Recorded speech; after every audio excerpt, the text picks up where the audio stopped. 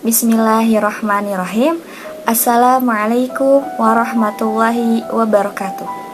Perkenalkan, nama saya Iis Nurwahyuningsi dengan NIM 230-233 dari kelas 4A Fakultas Agama Islam.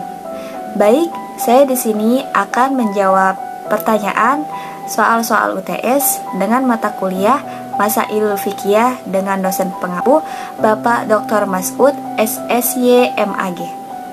Pertanyaan yang pertama, bagaimana konsep Masailul Fiqhiyah di dalam menjawab problematika aktual hukum Islam kontemporer sehingga jawaban-jawaban dari semua problematika hukum Islam itu terjawab dengan benar dan dengan sesuai harapan hukum Islam. Baik, jawabannya yaitu konsep dengan lahirnya masail fiqh atau persoalan kontemporer, baik yang sudah terjawab maupun sedang diselesaikan, bahkan prediksi munculnya persoalan baru mendorong kaum muslimin belajar dengan giat mentelaah berbagai metodologi penyelesaian masalah, mulai dari metodologi ulama klasik sampai dengan ulama kontemporer.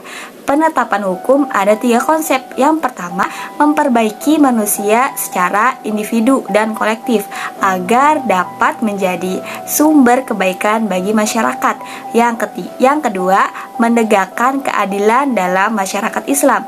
Dan yang ketiga, hukum Islam yang terkandung di dalamnya mempunyai sasaran pasti, yaitu mewujudkan kemaslahatan, tidak ada hal-hal yang sia-sia di dalam syariah melalui Al-Quran dan Al-Sunnah, kecuali terdapat kemaslahatan hakiki di dalamnya. Oke, pertanyaan yang kedua, yang A, bagaimana pendapat saudara tentang pernikahan dengan orang Yahudi yang kata Allah dibolehkan berdasarkan surat Al-Maidah? Jawaban yang A yaitu berdasarkan surat Al-Maidah, kebolehan menikahi perempuan ahli kitab itu menurut mayoritas ulama boleh menikahi perempuan ahli kitab, walaupun status kebolehannya juga berkisar antara mubah dan makruh.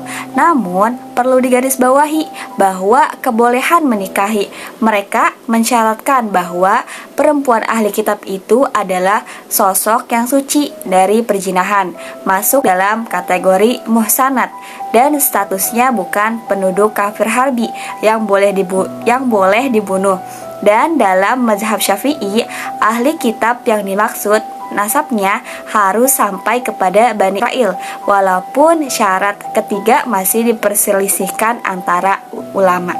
Pertanyaan yang B yaitu bagaimana hukum negara Indonesia secara yuridis dan juga secara agamis menjawab pernikahan berbeda agama? Jawaban yang B yaitu pendapat yang menyatakan perkawinan beda agama merupakan pelanggaran terhadap Undang-Undang Nomor 1 1974 Pasal 2 Ayat 1 Pasal 8F, maka instansi baik KUA dan kantor catatan sipil dapat menolak permohonan perkawinan beda agama berdasarkan pada Pasal 2 Ayat 1 Pasal 8 F Undang-Undang Nomor 1 1947 yang menyatakan perkawinan adalah sah jika dilakukan menurut hukum masing-masing agama dan kepercayaannya itu.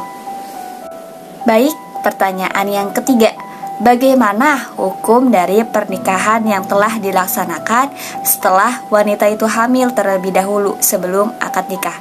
Baik, jawabannya yaitu mazhab Syafi'i dan Hanafi menganggap sah pernikahan ini tanpa harus menunggu anak zina lahir, dengan alasan tidak ada keharaman pada anak zina karena tidak ada nasab atau keturunan. Pendapat Imam Abu Hanafi menyebutkan bahwa bila yang menikahi wanita itu adalah laki-laki yang menghamilinya, hukumnya boleh. Sekian jawaban dari saya, semoga bermanfaat untuk kita semua.